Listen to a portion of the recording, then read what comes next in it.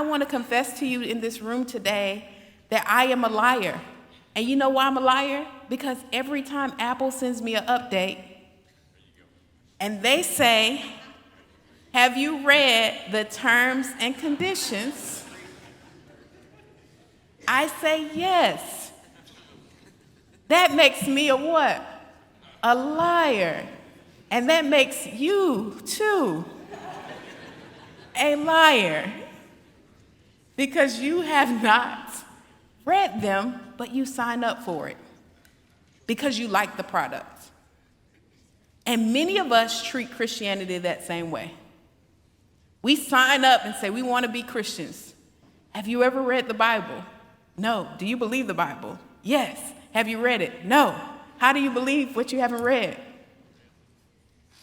We don't thoroughly investigate what Christianity teaches.